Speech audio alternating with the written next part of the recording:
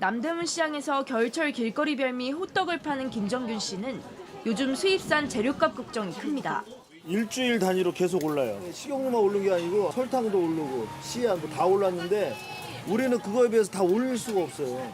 식용유 평균 가격은 5년 전과 비교하면 60.9% 올랐고 밀가루와 설탕도 각각 30%, 40% 넘게 올랐습니다. 공산품을 수입해 파는 가게도 걱정입니다. 37% 정도 오른 것도 있거든요. 12월 1일 날이면 벌써 한 10몇 %씩 오르니까 돈을 좀 투자해서 좀 많이 구비해놨어요. 자영업자 대출도 좀 이용하고요. 실제 한국은행은 11월 수입 물가 지수가 지난달보다 2.6% 올랐다고 밝혔습니다. 1년 7개월 만에 가장 높은 상승률인데 한 달 사이 원달러 환율이 2.4% 오른 영향이 컸습니다. 밥상 물가도 위협받고 있긴 마찬가지입니다. 특히 미국산 쇠고기 가격이 1년 전보다 34.5% 뛰었고 대표적 수입 과일인 바나나도 5% 넘게 올랐습니다. 한우도 비싸다 보니까 수입산 호주산이나 미국산 많이 사 먹었었는데 요즘은 여기 와서 보니까 물가가 너무 많이 오른 거예요. 그래서 대체식품으로 뭘 먹을까도 고민 중이에요. 커피값도 1년 전보다 15%가량 오른 상태입니다. 제가 커피를 자주 사 먹는데 커피 원두 값이 많이 올라가지고 좀 사 먹을 때 부담스럽다라는 생각은 하긴 했습니다. 여기다 기름값까지 1년 새 2.1% 상승하며 가계의 부담을 키우고 있습니다. 이러자 정부는 생활물가 안정을 위해 가용수단을 총동원하기로 했습니다. 특히 부처별 차관급을 물가 안정 책임관으로 정해 소관 품목 관리를 책임지게 한다는 방침입니다. JTBC 전다비입니다. 서울 남대문 수입상가에서 30년째 자파를 팔고 있는 신태승 씨. 치소는 환율 때문에 고민이 많습니다. 1,200원 달러 할 때보다 지금 1,400 지금 한 4, 50원 정도 하니까 한 20% 정도 올랐다고 생각하고 가격 자체가 다 물건 가격 전반적으로 다 올라가고 있어요. 마진까지 줄였지만 매출은 뚝 떨어졌습니다.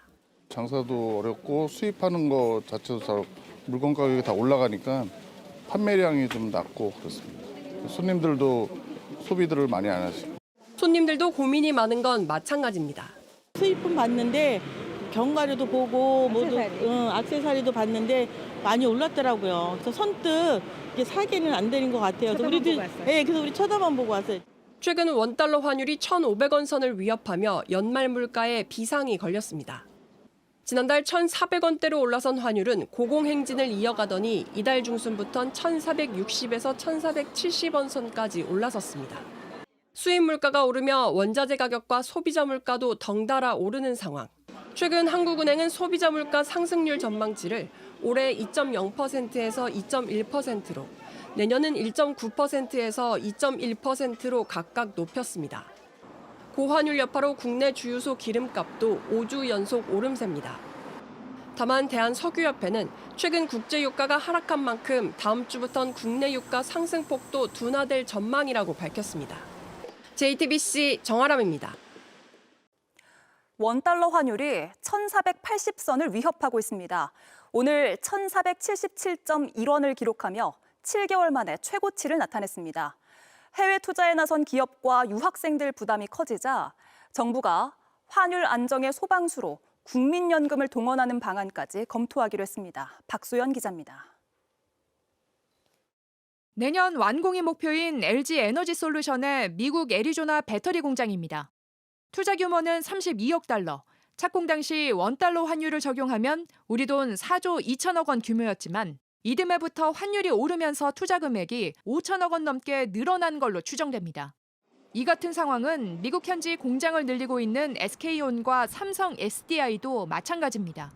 물론 기업들은 환율 변동에 대비한 환해지 금융상품 등으로 피해 최소화에 나서고 있지만 해외 투자비 부담이 커지는 걸 막는 데는 한계가 있습니다. 높은 환율은 당분간 지속될 가능성이 큽니다. 전문가들은 해외 주식과 채권을 사기 위해 원화를 달러로 바꾸는 수요가 계속 늘면서 환율을 밀어올리고 있다고 분석합니다. 환율 상승은 일시적인 현상이 아니라 구조적인 변화 때문입니다. 해외 투자 자금의 국내 환류, 외국인의 원화 접근성 강화와 같은 해법이 없다면 고환율 환경은 지속될 가능성이 높습니다. 정부는 외환당국과 국민연금 등과 함께 사자 협의체를 구성하고 환율 안정 대책 검토에 들어갔습니다. 국민연금이 해외 투자를 위해 보유하고 있는 달러를 시중에 푸는 방안 등이 논의될 것으로 보입니다. 기금운용본부는 국민연금의 수익성과 안정성을 지키기 위해 시장에 대한 면밀한 분석을 바탕으로 기민하게 대응해 주시기를 바랍니다. 다만 환율을 방어하느라 국민연금 수익률이 떨어져선 안 된다는 지적도 만만치 않아 적정선을 찾는 게 중요할 것으로 보입니다. JTBC 박소연입니다.